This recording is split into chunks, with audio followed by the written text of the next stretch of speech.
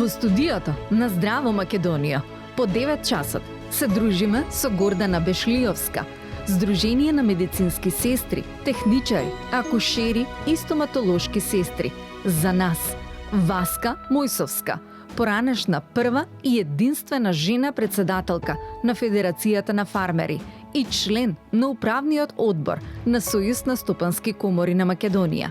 И Ана Салтирова Давидовски, автор, НЛП тренер и коуч, тренер за личен развој. Останете со нас до 11 часот.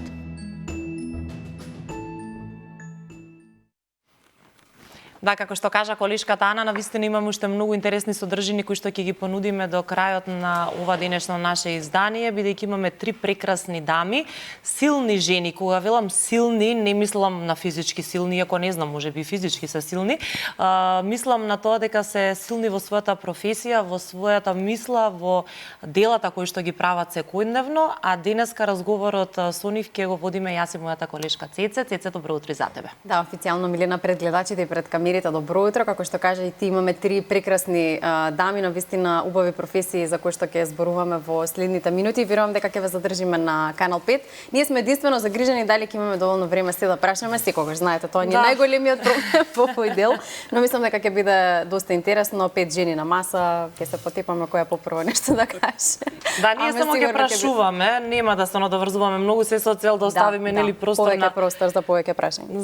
За нашите гостинки кои што имаат што да кажат, бидејќи одбележуваме еден прекрасен ден, имаме на повидок нова книга, имаме награди кои што се добиени изминатиот месец, така што сите 3 дами се со убав повод денеска во нашето студио. Уште еднаш да си ги најавам, Гордана Бешлиовска, веднаш до Цеце. Гордана, добро утро, добре ни дојдовте. Добро утро, ви благодарам што го подигате гласот на медицинските сестри, што на овој денешен ден, прекрасен меѓународниот светскиот ден на медицинските сестри, ми укажувате можност со чест и задоволство да го честитам празникот денеска на сите медицински сестри, не само нашите во Македонија, во регионот Европа, до сите 7 континенти. Така. Ова е меѓународна светска недела и светски ден на медицинските сестри. Ви благодарам. Затоа сте и вака соодветно облечени во вашата свечена облека денеска и ми го одговоривте првото прашање, впрочем. Видете, Унијата на Сдруженијата на медицинските сестри, акушерки и стоматолошки сестри ги направи сестрите многу видливи по сите основи. Сакате системски, сакате просиндикално, сакате едукативно.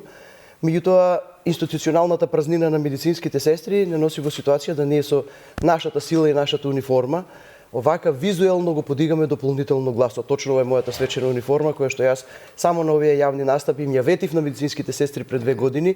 Жал ми е што и на денешната свечена академија повторно ќе се појавам во униформата, бидејќи се уште го немаме законот за медицинските сестри, меѓутоа се надевам искрено дека сме во некоја крајна фаза и ќе испишеме една понова историја за медицинските сестри во Македонија, а свечената униформа ќе стои како експонат за идните генерации, дека вака на ваков начин ги баравме визуелно правата и достоинствата на медицинските сестри. Така, убаво кажано. Драго ми е што сте денеска тука и што ќе се дружиме. Веднаш до вас е и Васка Мојсовска. Васка, добро утро, и со вас се немаме видено речиси 2 години. Добро утро. Добро ве најдов. Драго ми е што сте денеска тука и со вас имаме многу убави теми. Како што кажав, и една награда која што изминатиот месец ја добивте, но да ја поздравим и Ана Салтирова Давидовски, која што денеска е тука со нас и ни ја разубави дополнително нашата маса, затоа што донесе свој дела тука. Имаме една книга која што денеска треба официјално да искочи, така што драго ми е што денеска сте тука со нас. Имаме тука и карти, игри кои што ќе ги објасниме малку подоцна, се со цел да ги зближиме родителите со своите деца. Добре дојдовте и вие. Благодарам на поканата, баш ми е драго што ќе имаме можност да позборуваме за нешто што ќе даде алатка на родителите, зашто ова е нешто што јас почнав да го правам барајќи алатка за себе како родител. Така, пред малку разговаравме дека не баш за се сум запознаена, а обично се што е поврзано со деца, некако ми излегува и на социјалните мрежи и вие сама кажавте јас сум одлична во маркетинг, така да тоа е бенефитот. Треба малку, значи, повеќе да се поработи на тоа. Учам. Затоа што живееме во таков свет, сакали или не сакали. Не, јас се трудам, неспорно. Се постои на медиумите, само колкав ми ја речат. Али е нешто на кое што работам и нешто на кое што ствари ги охрабрувам сите. Пробајте да си играте, низ патот на игра, како што учат и децата, така и ние, по пат на обиди и грешки. Многу сум подобра какова бев. Треба да станам уште подобра, зашто фидбекот си уште не е таму каде што треба. Али окей. Еве веќе кога споменавме волшебното килимче е вашето најново дело, илустрациите се на вашите деца Огнен и Елена. Да. Ајде малку повеќе за волшебното килимче, ќе се обидеме со колегата да прикажеме дел од тоа. Значи, волшебното килимче настана, они се илустратори на книгата. Уствари, јас сум NLP тренер и NLP коуч. Малце е чуден називот, па ќе го преведам, напиши нова лична приказна. Во основа ја проучува методологијата што ги разликува успешните од не така успешните луѓе. И јас таа методологија ја учев како голема и она со кое што имав можност постојано да се среќавам изучувајќи ја низ годините, со сите луѓе што седев низ клупите, беше зошто ова не го знаевме порано, зошто ова не се учи во училиште. И кога добив деца, сватив дека јас моите деца навистина сакам порано да ги знаат тие работи. Како фидбекот беше добар, така испадна дека не е фер да го држам само за моите деца, па почнав да го споделувам со другите деца. И испадна дека јас немам капацитет да стигнам до другите деца, па решив дека ќе работам и со родителите. Браво. И конкретно во волшебното килимче обработена една феноменална техника од NLP, се вика Circle of Excellence или круг на извонредност, каде што ние во основа треба да ги собираме сите среќни сеќавања што ги имаме од она што ни се случувало во животот, например кога одиме на состанок за работа, например кога доаѓам тука на гостување.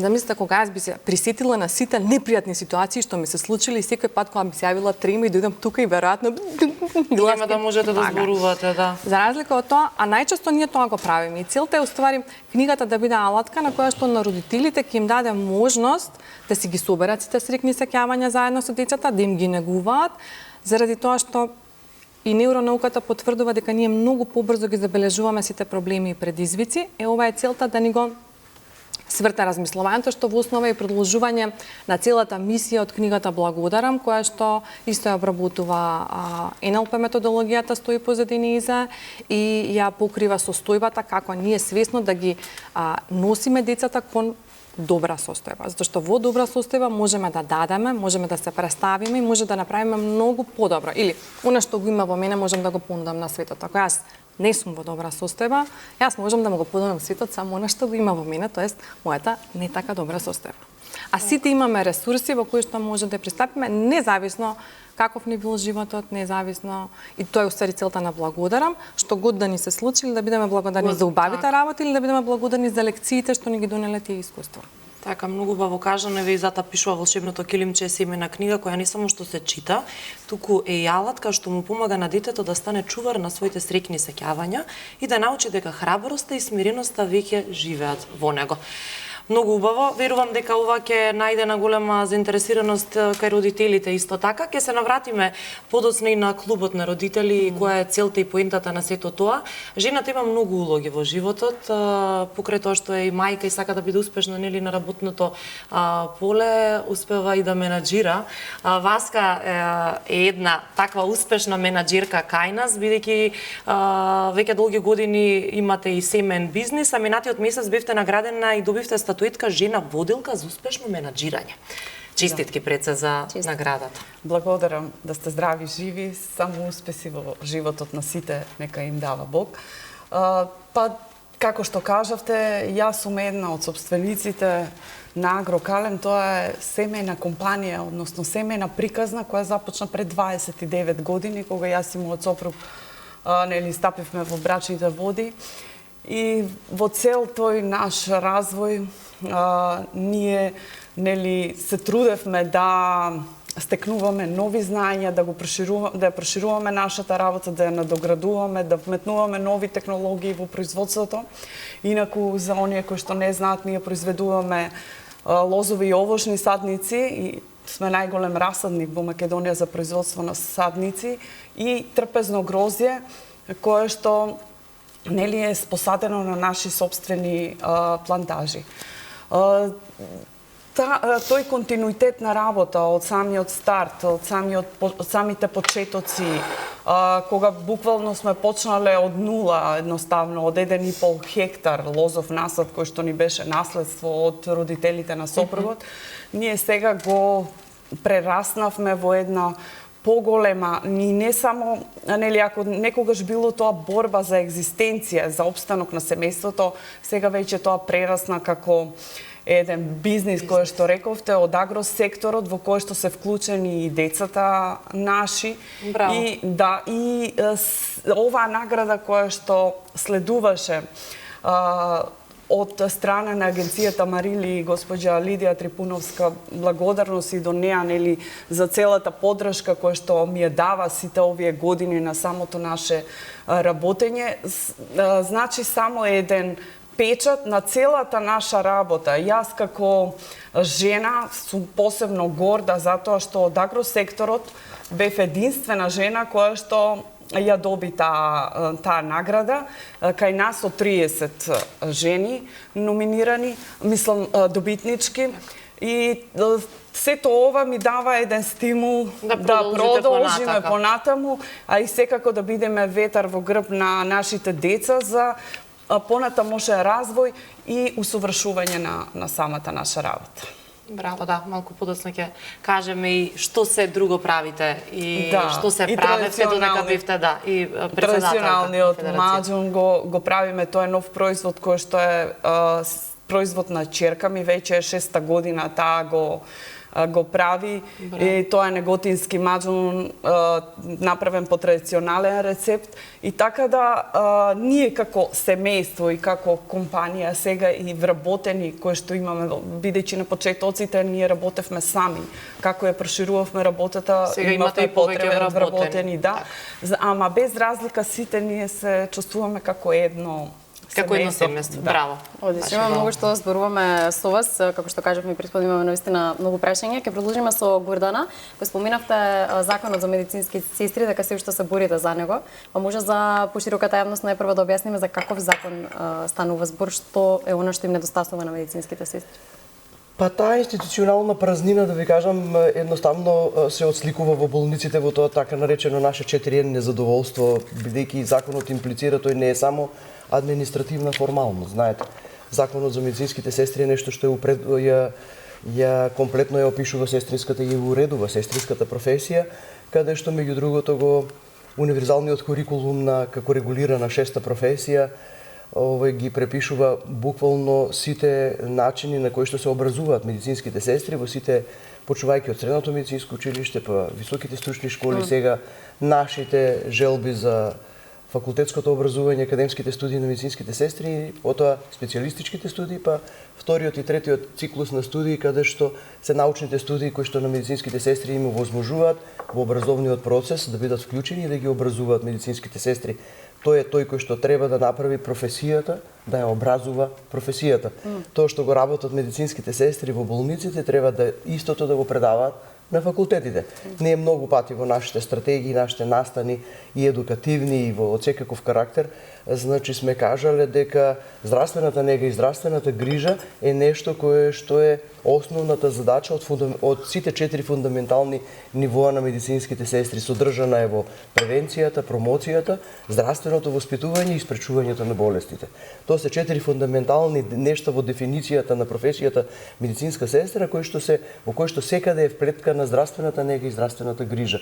Кога ќе кажете здравствена грижа, имате некој термин кој што малку поопшто ги прави пристапите до пациентите. Од примарното, од моментот каде што се триажираат, па се до палијативата, каде што медицинските сестри ги олеснуваат во последните денови, месеци или години маките на пациентите. Законот е многу важен, бидејќи тој е тој кој што ги уредува политиките на лиценцата на професијата, која што од друга страна ги дава задолжувањата и одговорностите на медицинските сестри, со кои што тие одговараат законски врз основа на образованите квалификации кои што ги стекнуваат во образованието.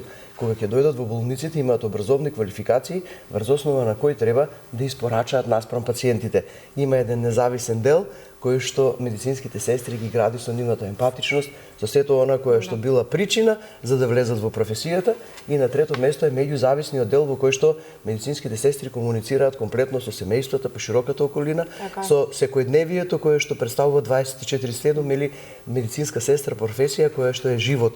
Не е само професија, туку е живот.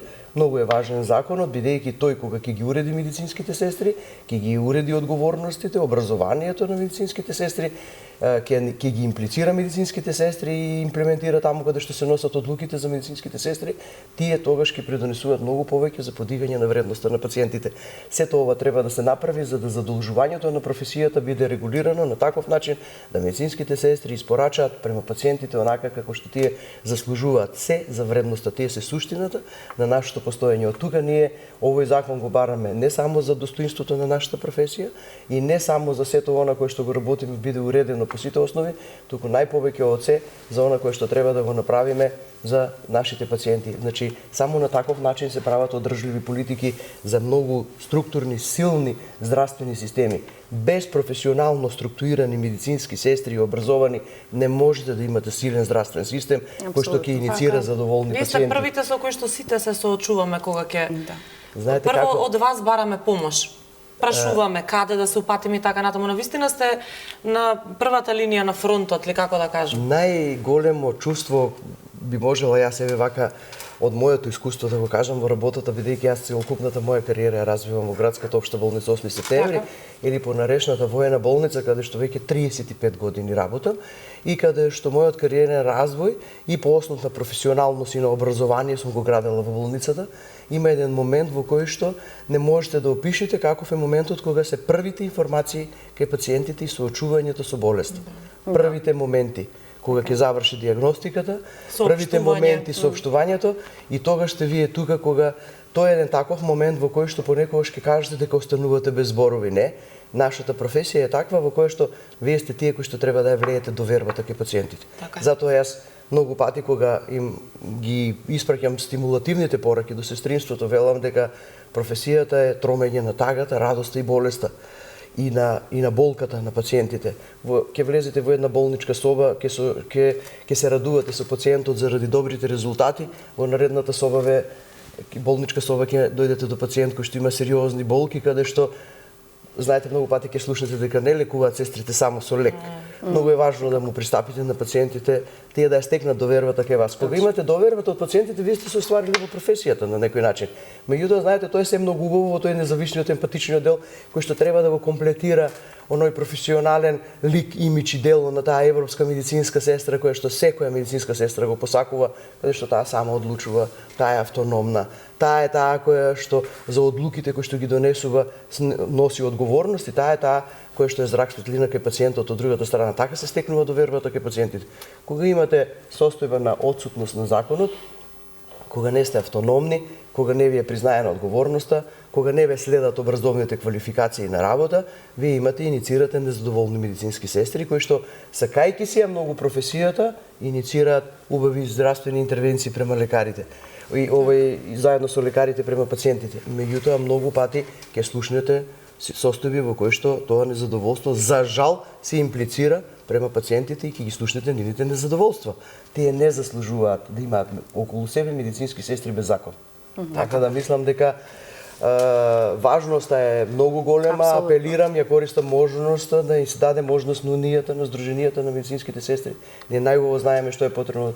8 пати го почнувавме законот да го работиме со сите гарнитури во Министерството за здравство. Се правиме што е до нас, се што требаме ние да направиме.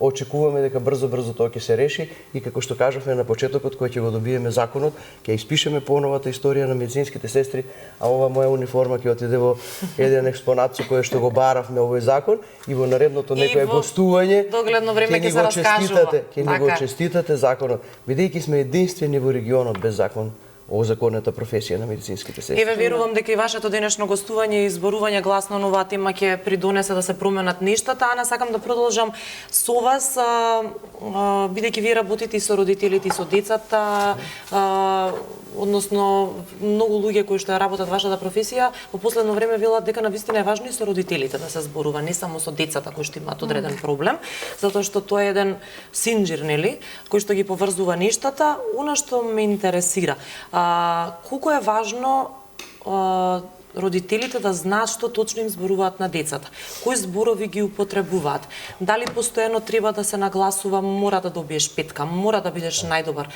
колку тоа ќе направи кај детето понатаму во иднина да има помалку самодоверба, помалку вреден да се чувствува доколку не ги исполни очекувањата од родителите. Колку родителите, сакајќи да направат нешто добро за децата, може да направат лошо? како социјален работник сватив дека сите ќе ги зизнеме собствените деца на креативен начин. Сите родители си ги сакаат своите деца, тоа е неспорно. Сите прават најдобро што знаат, и тоа е неспорно. Сите родители имаат љубов за своите деца, и тоа е неспорно. Како го покажуваат тоа, што прават со тоа е оно што почнавме на почетокот мојавет. Што има во нас, тоа го даваме надвор од нас, затоа е важно да работиме на нас, а не на децата. Децата не се проект, ние сме проектот. Сега, мојата приказна не почна ни со родителите, ни со децата. Мојата приказна почна многу порано во бизнис светот. Јас оствари работам во HR. HR професионалец сум со години, бив и на менаџерски позиции на HR позицијата, активно сум и во управниот одбор на Асоциацијата за човечки ресурси и работам едукација со возрастни преку 20 години. Така. И маката што ја видов уствари е дека ние вештините што им требаат на децата треба да ги градиме многу порано, не оној момент кога ќе дојдат на работа. Мојата функција, јас како родител ја гледам, да оспособам 2 деца кои што кога ќе дојдат на работа, ќе бидат функционални, ќе можат да се справуваат со комуникација тешка, ќе можат да се справуваат со стрес, зашто јас нема да можам да влијам на околностите дома, ќе направам можеби идеално окружување. Што се случува кога моите деца ќе искочат од тоа. Така да, емоционалната интелигенција да има подигнам, тоа се сите оние меки вештини. Јас го работам преку NLP коучинг моделот, има различни правци, сите се уствари како да се качуваме на планина, само по различни патчиња, нема подобар или полош, има што ни лигнува на афинитетот, и од тука влече приказната. По начинот како го постави прашањето, одговорот беше повеќе од очигледен. Дали сакаме децата некој на работа да им прави притисок, да ми кажува што мораат? Не сакам. Образовниот систем мора да ни се менува, како што сватив дека немаме закон за сестри кои што постојат и се повеќе од клучна алка, така да и образовниот систем одговара на индустријата 2.0, а ние сме сега во индустријата 5.0 и произведуваме работници кои што ќе седат, мислам, школскиот систем произведува работници за во фабрика. Начинот како се поставени работите и затоа децата треба да почнат да учат како да учат, брзо да одучуваат и да учат повторно, зашто промената со која што сме окружени е многу динамична, а промената прави проблеми, проблемите бараат решение, кога ќе ги имплементираме решенијата, тие прават промени, што прават проблеми, што бараат решенија. Се е поврзано едно со друго. И сега прашањето е спиралата дали ќе се движи нагоре или ќе се движи надолу. Нашата обврска е да ги научиме децата дека е окей да грешат во образовниот систем. Затоа настана играта како може, кој што меѓу другото не е баш за деца, него е за малце поголеми деца и за нас големите. И таа работам и во ме крива заборавив и другата игра и board game кој што игра што имате може да покажеме. Сега ќе прикажеме, додека зборувате. Има една жолта карта. Таа жолта карта се вика е проблемолог. Знаете, кога ќе ставите олог на нешто, станува специјалист. Стоматолог, дефектолог и така натака. Сега првично ние мора да бидеме специјалисти за сопствените проблеми пред да почнеме да ги решаваме. Сум седела на многу маси каде што не зборуваме за проблемот, него решаваме симптоми. Оној момент кога ќе го решиме симптомот, ништо не се случува, медицинарите ќе ни кажат, ќе се појави тој на многу магичен и малце подраматичен начин. Така да многу е важно да ги научиме децата да решаваат проблеми, тоа е тоа што ни е потребно. Многу убави прашања. Како можеш да бидеш најголема поддршка сам на себе, зашто си благодарен во твоето патување, што научи денес? Жолтите карти имаат развоен мајндсет, grow mindset, не знам, не сум сигурна дека е најстрикното решение, а црните карти со црната рамка картите имаат цел да ни го свртат фокусот на проблемот, тоест да ни го размрдаат размислувањето, тоа што целта уствари на решавање проблеми да не се застанеме окучени да викаме не знам. Него прашањето е да почнеме да мислиме и некако во последно време се зачинето со AI, така да ние шетаме со еден феноменален AI, само него промптаме добро, така да најчесто си поставаме глупави прашања на кои што имаме добри одговори, а тоа е зошто ми се случува во мене, зошто пак и така натака, наместо да речеме што од ова можам да научам, како следниот пат да постапам. И сакам да ги растам и сопствените деца од типот на кога ќе се случи грешка, не е прашање дали ќе се случи, не е прашање дали ќе добие слаба оцена, ќе добие, ги оставам да добијат слаба оцена за да видат резултат од сопствената работа. Не одам да поправам оцени. Ми вика се јавуваме по наставници и така натаму. Пројавувам интерес да видам докаде е детето, ама не одам да барам. Ако си заслужил нешто и наставникот цени дека тоа нешто треба да го добие, значи треба да го добие. Така. Васка можев да забележам дека се согласува на многу наврати со вас, дали во работата, дали како мајка, не знам, но Она ги гледа работите како децата што си ги воспитала сега се функционални во работното окружување. Јас сакам уствари децата да ми бидат среќни кога им дојде некој на работа, зашто јас како HR си имам изнагледано различни луѓе што доаѓаат со некои екип да работиш, некои викаат некој не си ја напишал домашната. При тоа мислам на родителите.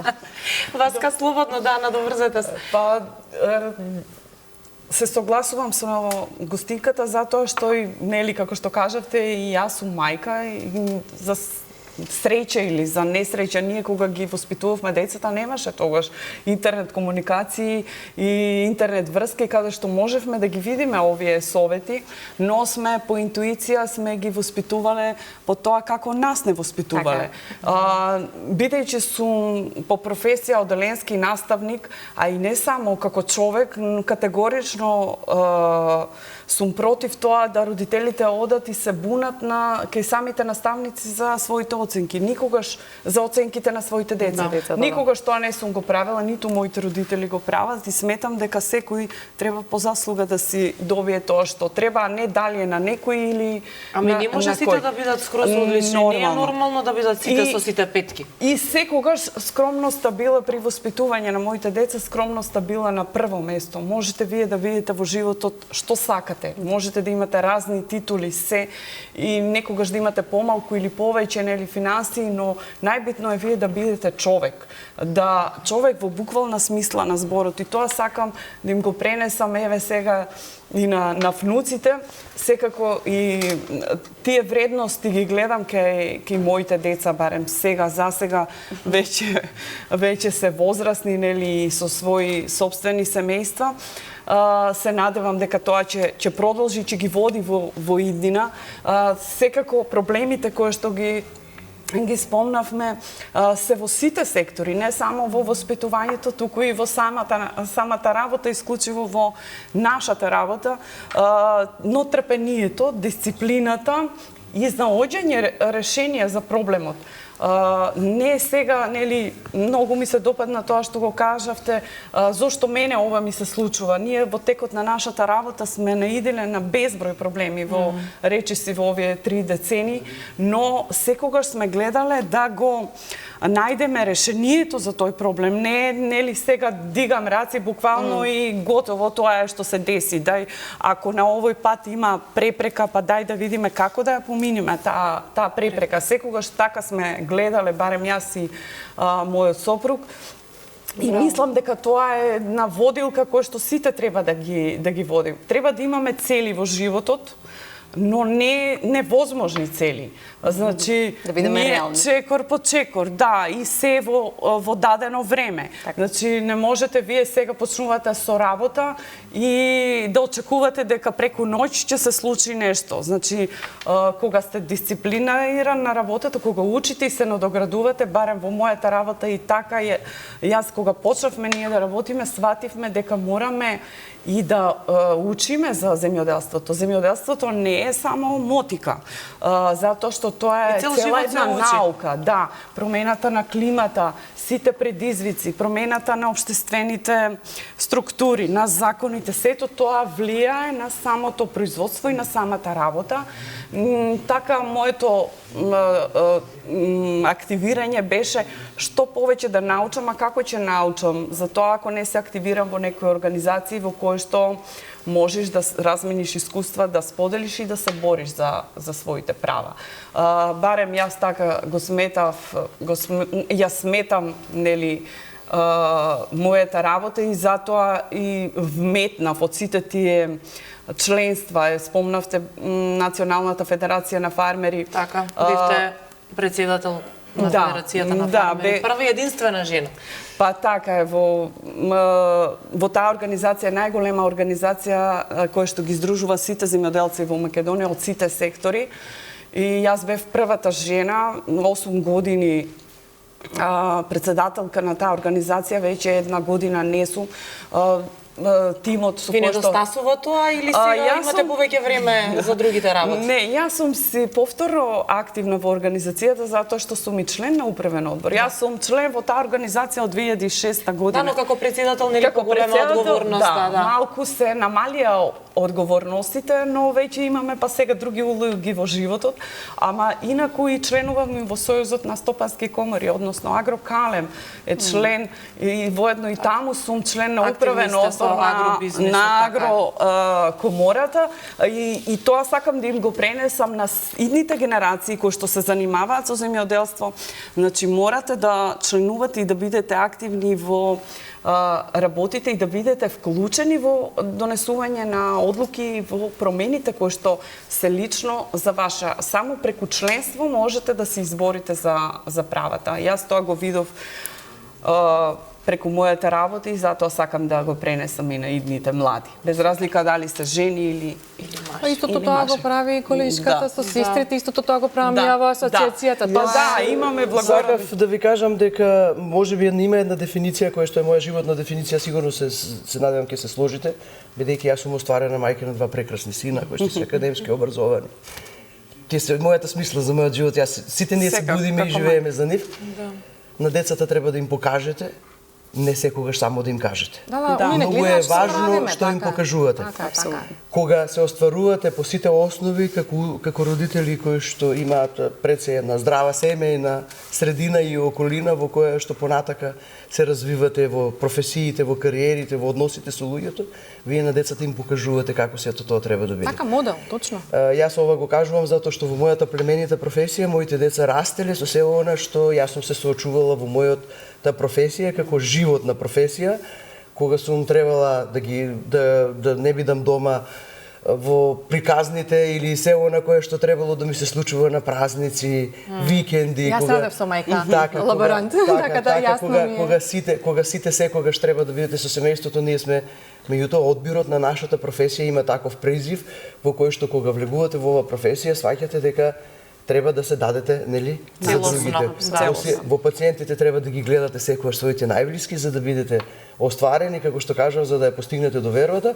Меѓутоа сето она што го работите, тој однос кој што го градите со тие луѓе кои што во моментот имаат потреба од вашите совети, имаат потреба од се она да ги насочите, пренасочите и советувате или триажирате, така да кажам, кога не сте во болниците или во болниците да им пристапите или на работното место и сето тоа кога го слушаат и гледат, јас мислам дека не може да не прерасне сето тоа и во децата во еден хуманитарен дух, во едно такво чувство и сочувство за нештата, било за другарите додека растат, било за околината каде што се наоѓаат, каде што се остваруваат. Моите синови не се во мојата професија, се остварени академски граѓани во сосема друга област и двајцата, меѓутоа сакам да кажам дека единствено нешто кое што ме во професијата ме водело секогаш и сум сакала секогаш кога некаде било каде ќе се спомне името на нивната мајка и ден денеска и каде да се секогаш нивното чувство да биде многу пријатно за нештото и тоа ова наша професија и сите професии се многу убави, сите примери се многу убави, меѓутоа јас зборувам од моето лично искуство каде што нашата доблест, емпатија и сето она кое што треба да не води во професијата не носи во една ситуација во која што нормално оставаме впечатоци кај луѓето. Знаете, кога си одат пациентите од болниците, тие никогаш не ја паметат терапијата која што ја добивале. Тие го паметат тоа на кој што го оставате према нив, чувството, нивно какви емоции сте развиле кај нив, каква доверба, пак ќе кажам, како се почувствувале од вашиот пристап, од вашата човечност со која што сте пристапили и така понатака. Ја паметиме човечноста, но и нечовечноста. Да. Нема да се паметиме терапијата која што чувството, независно какво е она со кое што се излегуваме. Студиите покажале дека медицинските сестри во еден работен ден поминуваат најмалку 4 часа со пациентите. Значи имате време да ја поделите терапијата, која што е во компетенциите на сестрите со стручните образованија, па имате време и можете да најдете можности да седнете до пациентот многу пати, да го изслушате. Да се направите муабет. Па медицинските сестри се тие прочем кои што имаат една таква сестринска диагноза, која што ја градат преку овие 4 часа контакт со пациентите и тие се тие кои што се знаат. Докторите имаат шифрирана диагноза. Значи, секоја должна почит, тие се носители на здравствената дејност. Меѓутоа има шифрирана диагноза која што ќе ќе ви ја според анамнезата ќе ви ја дадат шифрираната дијагноза и тука понатака Ви буквално одговарате за секој човечки Апсолутно. живот таму. Мало Апсолутно. невнимание Да. или било што може да наштети на некој пациент, така што вашата работа е толку одговорна, дури ги поминува сите граници, вака кога ќе размислам, навистина Па мене ми е многу пријатно чувството што вака ја доживувате професијата и вака не оценувате со оглед на тоа дека нели и многу пати ќе слушнете и негативни коментари од пациентите за медицинските сестри. Добро, меѓутоа, видите, за во секоја поединци. Ние професија има и кажуваме- позитивни и Така. негативни, Ние така да кажуваме и во вашата професија. секогаш дека Да. секоја грешка треба да има име и презиме. Така, Секој така треба е. да си ја понесе одговорноста за собствените Да, но и претходно споминавте од каде доаѓа незадоволството, така што некако се јасни работи. Па да. Унијата на Сдруженијата на медицинските сестри го обедини целокупното сестринство во Македонија и ги направи толку многу видливи сестрите, не само во Македонија по основ на сите наши потреби и барања, туку и во регионот и во Европа. Ние за не цели 2 години сме веќе дел од 6-та меѓународна асоциација на медицинските сестри, каде што не сме само пасивни членови, туку сме активни членови во Генералните собрани и во носењето на глобалните политики за медицинските сестри. Минатата недела бевме амбасадори, представници во Сиднеј, во Австралија на конгресот на најголемата меѓународна федерација на медицинските сестри ИФНА, која што ги обединува на светско ниво сестрите од анестезијата и реанимацијата. Нашето Браво. македонско знаме го носеше председателот на Европската Да, ќе го асоциација. видиме тоа видео по рекламите, задржете ја мислата, мораме да ги испочитуваме и Накратко само. да, рекламите, се враќаме за кратко назад во студиото.